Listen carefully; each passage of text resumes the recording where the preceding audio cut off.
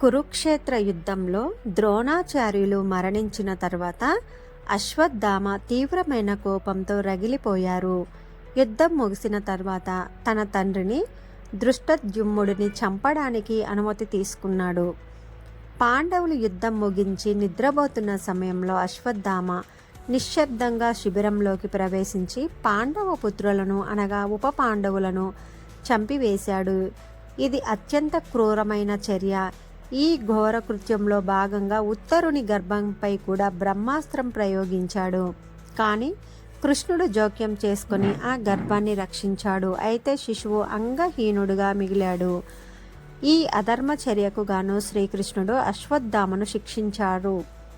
అతని నుదుటిపై ఉన్న మణిని తీసివేసి అతనికి శాశ్వతమైన శిక్ష విధించారు.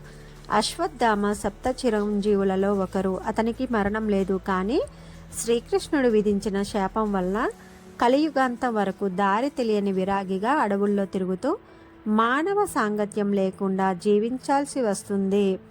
ఈ కథ అశ్వత్థామలోని పగ, ప్రతీకారేచ్ఛ, అధర్మం యొక్క పరిణామాలు మరియు శ్రీకృష్ణుని న్యాయాన్ని మహాభారతంలోని సూక్తిక పర్వంలో ప్రధానంగా వివరిస్తుంది. జై శ్రీకృష్ణ.